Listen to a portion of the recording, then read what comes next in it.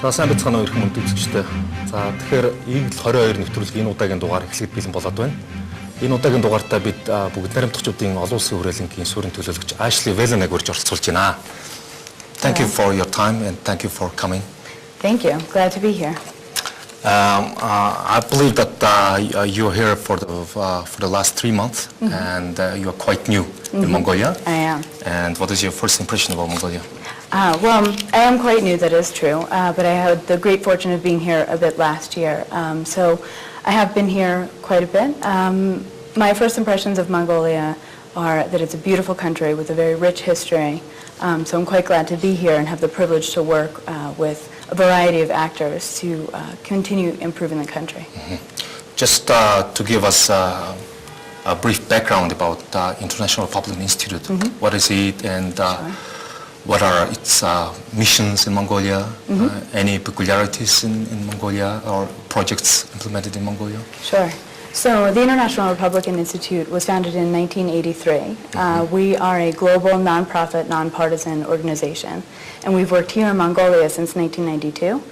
So we've been here since the democratic transition and have been working here since the beginning. What IRI does is work with democratic actors from across the spectrum, political parties, civil society groups, citizen activists, in order to facilitate their interest in their own country and the development of democracy. So in terms of peculiarity, as you say, in Mongolia, I would say that IRI has been here working with different actors in order to kind of solidify the transition, working with them as they direct their own democratic development. There's been a lot of activity over the past 25 years, and we've been privileged to be part of it and support what actors here in Mongolia are looking for. You have been, probably from the beginning of our democratic history, you have been with us, and since 1992, this is quite a long time. Yes. And I believe that together with the development of democracy in Mongolia, your focus of projects have been also shifting from one area to another area. Can you give us a little description about it? Sure. So at the very beginning, right after the transition in 1990, we were working with different actors in order to increase their skills on kind of how a democratic system works. So what elements of a political party need to be set up, what kind of internal democracy mechanisms are important. And as time has gone on, IRI has worked in consultation with democratic actors here to understand the needs. So our programs have evolved, and currently we're working with the mayor's office here in Ulaanbaatar on anti-corruption efforts, which is one of their initiatives. So we've really transitioned from the very beginning where actors were asking us for our guidance on what were American practices. In fact, back in 1995, some of my colleagues, predecessors, brought some of America's own, what we had called the Contract with America, something that the Republican Party had developed for the 1996 elections, and shared that experience with Mongolian actors. But now, as time has gone on, what IRI is doing is working to support the homegrown efforts here. So you mean that back in those times you tried to copy the experiences in America into Mongolian? Well, I wouldn't say we were trying to copy, but what we were trying to do was take our experience and share it with Mongolian actors. And now what's important is, with 25 years of experience, is supporting the actions that are already going on here in Mongolia. Are there any relationship between Republican Party in America and between the International Republican Institute? There are not. No. So in 1983, when IRI was founded, this was during the Reagan. Yes, yeah. During the Reagan times. So if you recall, Reagan gave a fantastic speech at Westminster that talked about the need to support democratic ideals globally. And as a result, there was legislation created in Congress that enabled the creation of the National Endowment for Democracy, which is also a nonprofit foundation that supports democratic actors globally. And in turn, NED, as we call it, supported the development of IRI our sister organization, the National Democratic Institute, the Center for Private Enterprise, and the Solidarity Center. So in total, these four organizations represent key pillars of democracy: political parties and civil society, free markets, and a strong labor force and protection for workers. So all that to say, there is no relationship with the party. The reason that there are two party institutes, as we would say, is that Congress thought that it was very important to demonstrate to the world that the democratic ideals are not the sole property of one political party. This was an effort by America to support democratic activists throughout the world, and it's not a partisan issue in America. It's important to all of us. Why do you think America needs to support democracy around the globe? Well, I think it's important to support people who are looking to actualize their own freedoms. People who want the ability to speak freely, to associate freely, to cast their vote and know that it has been counted. So it's part of America's DNA. We were founded under the aegis of self-rule and self-government and government by the people and for the people. So it's part of who we are in terms of supporting actors that want the same things. And we IRI view this as a universal ideal. Wanting to be free and have your own freedom of choice is something that all people want. Well, around the world, a lot of pundits would always criticize that, as you know, that everything has two sides, and then a lot of pundits usually claim that America, behind the democracy advancement stuff, they usually pursue their own national interests, oil, whatever. How do you explain that? Well, I think pundits are entitled to their own opinion. I cannot speak on behalf of my government because they don't work for my government. As a representative of IRI, I can tell you that we're here with no other goal other than supporting democratic actors within the country. We take no positions on specific policies. We only seek to support actors that want politics to be more policy-driven and less about personal politics and more about how politics can influence the development and the socioeconomic status of its people and be more centered around citizens.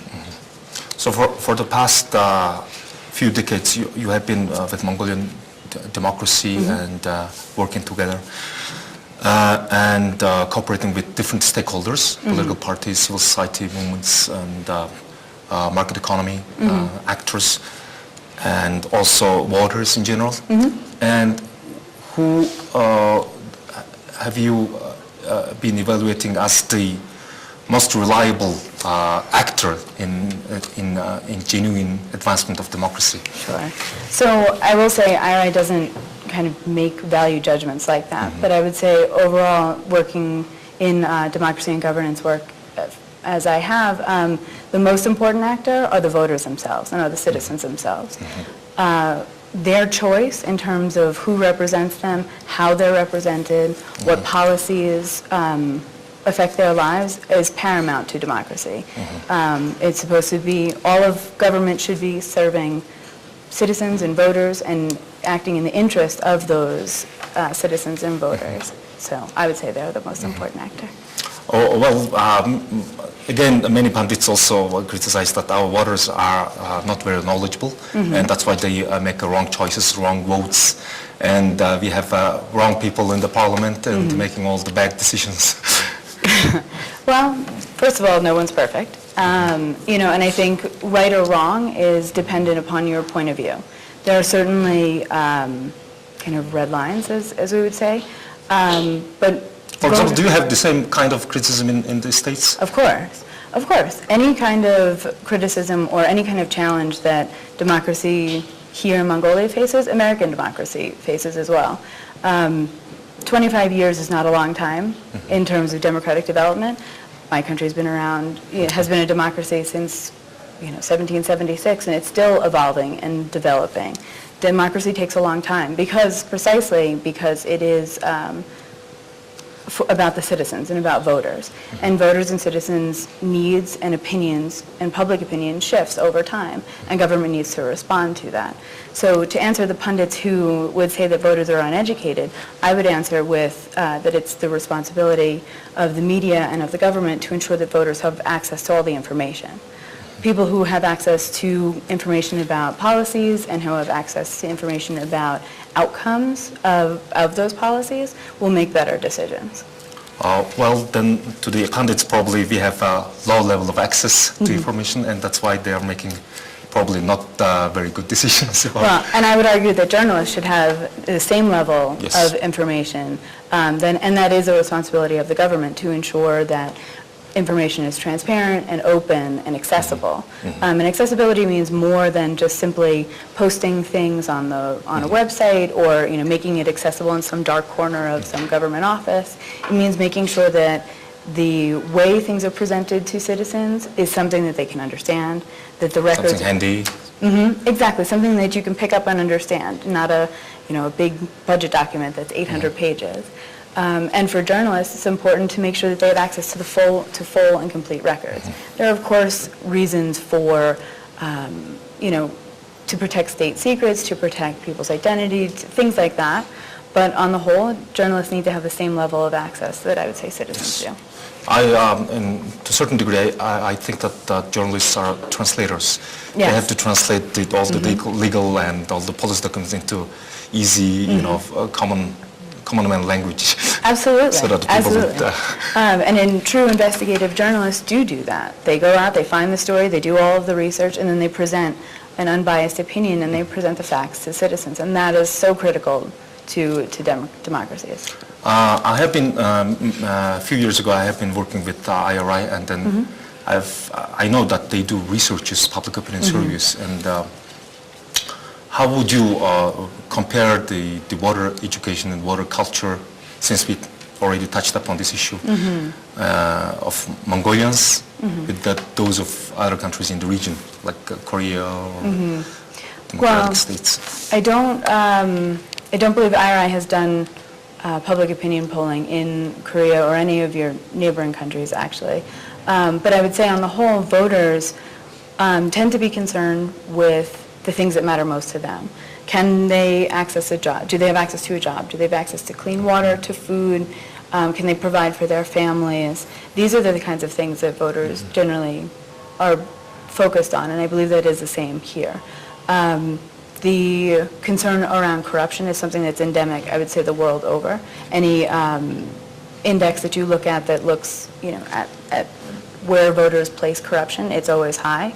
It's certainly something that voters are smart enough to realize that corruption reduces their ability to access these kinds of things, to education, to health care, to economic development. Which means probably, in my interpretation, the unsatisfied demands, especially at the basic level of their necessities, does this create a kind of vulnerabilities to democracy and that voters are concerned with their personal?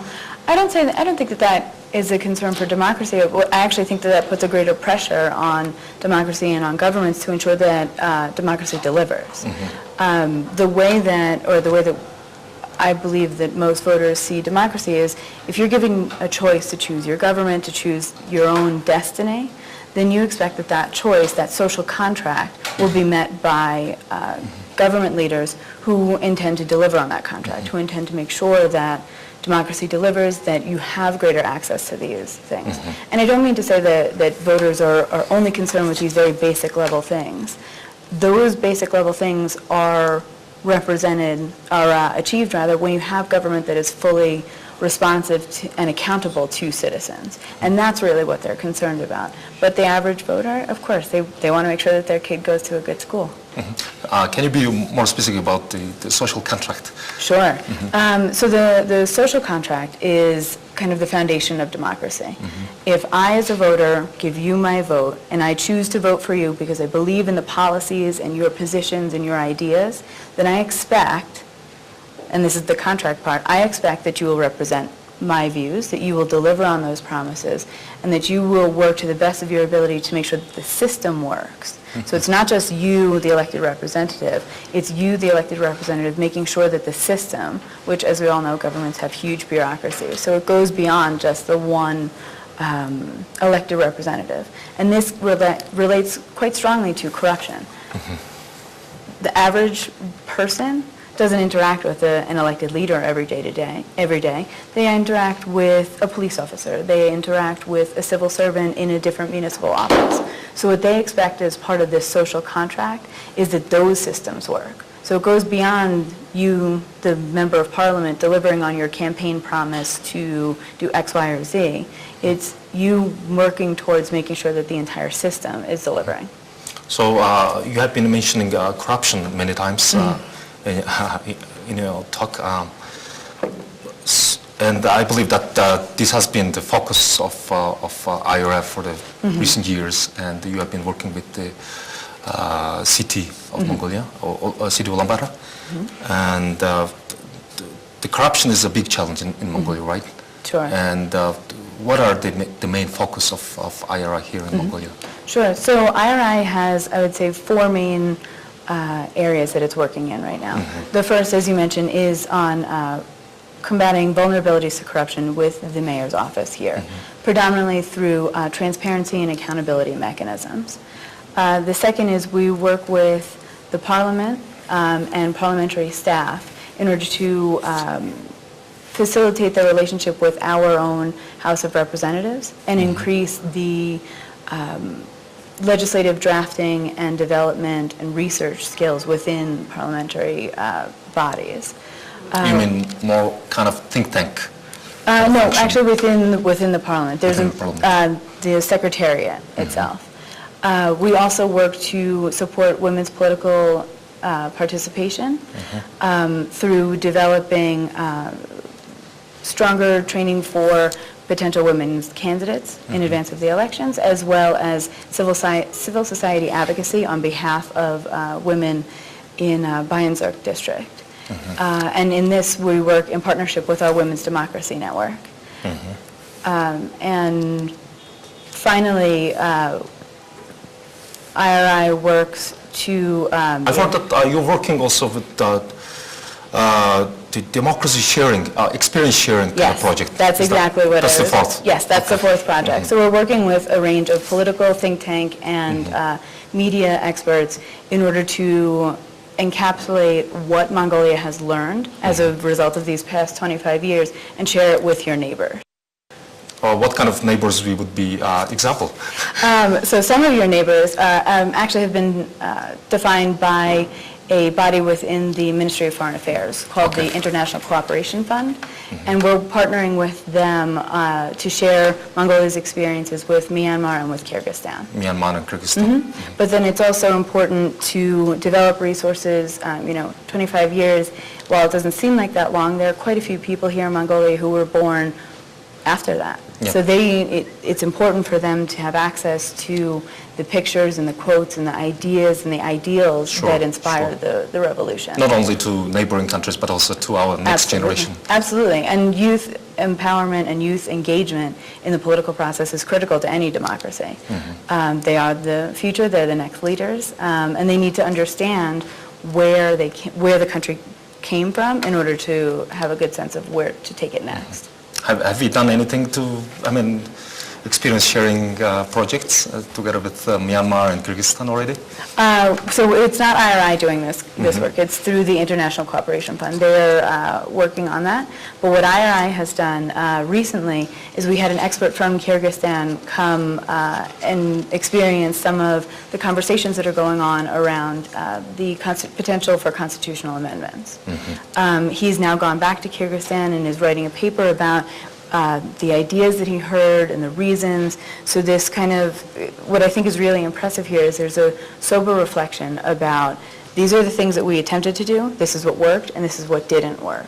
And now that we see what did not work, now where do we take this next? So he's taken a lot of those lessons back and will be sharing those with his Kyrgyz colleagues, especially as they're moving into election season in Kyrgyzstan later this year. Wow.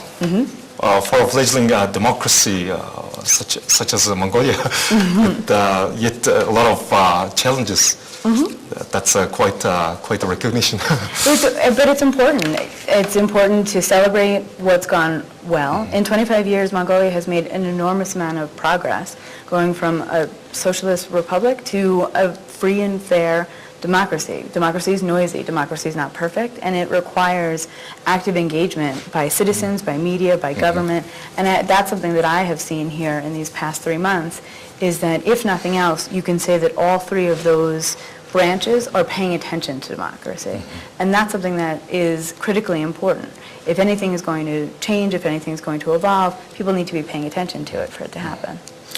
Well, I think it's very important to teach and share lessons from the previous generation to the second or next generations. How do you do that in the States, for example? In the States? Yeah. Well, do you teach in preschool or? Absolutely. Everyone learns. You learn different nursery rhymes, songs.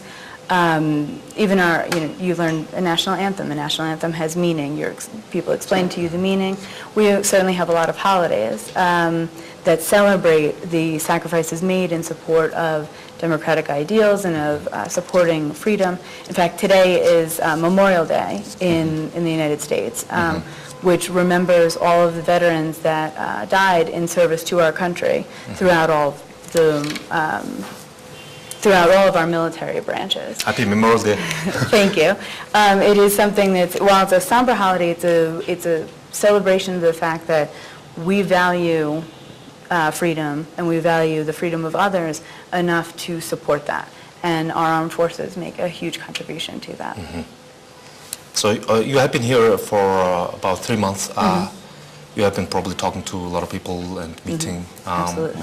And what do you think that our biggest challenge for our governance, for our political development? So I think the largest challenge here is with so many competing interests, with so many situations that require attention both from media, civil society, and from the government, prioritizing these and responding to them in a way in which you're looking for synergies. You're looking for how can civil society work with government to do this? How can the media help civil society conduct better oversight? How can these groups work together to make the system work in a more cohesive manner? That's what's critically important. And that, I think, is a huge challenge for any country, but I think it's particularly important here. Have you observed any peculiar features in our culture or in our governance? I wouldn't say that I've observed peculiar features. I think that being in the neighborhood that you're in and having the history that you do as a country that was not part of the Soviet Union but was certainly a satellite state and had a lot of influences from a non-democratic country. I think that these overcoming some of You mean our two neighbors? Yes. Overcoming some of the history of that takes time. And the fact that, like, as I mentioned, that there is such a what I would call a loud and noisy democracy here is a testament to the success of that. Governments that don't want democracy want quiet. They want a citizenry and they want journalists that are just quiet and they continue on. But governments that want democracy and citizens and journalists that want democracy want to be loud. They want to be heard. They want to make sure that their voice is represented and that their voice contributes to the political process. So in this time, we are experiencing quite a stressful economic period, and because of that, a lot of people are usually turning away from democracy as a system of governance. And what do you think? What do you recommend that we should hold on in order to keep the democracy and at the same time, overcome the economic challenge? Well, I think, while I'm no economist and I don't claim to know the details of how to overcome economic challenges like this, what I would say as someone who believes in Mongolian democracy is that what's important is belief in the process. The process will ebb and flow. No country, irrespective of any kind of government, no country is always in a perfect state. It doesn't happen.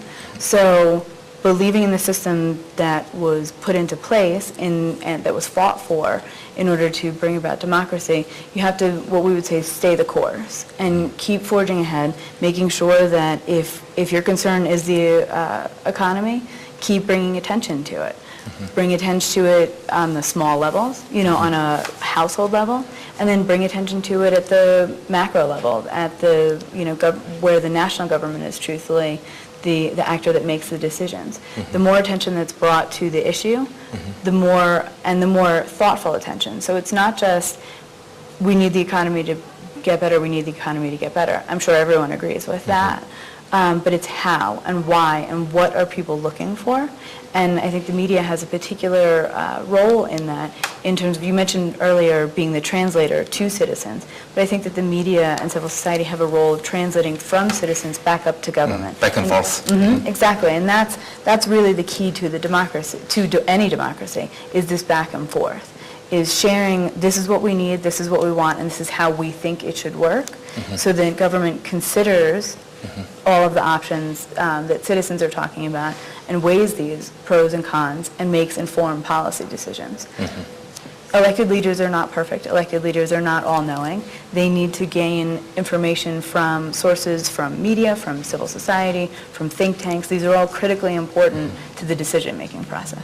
So we need synergy and we need more information exchange. Absolutely. And back and forth and more transparency and access to information to both, not only to citizens, but to journalists as well as to decision makers, so that they can work together to reach a good decision.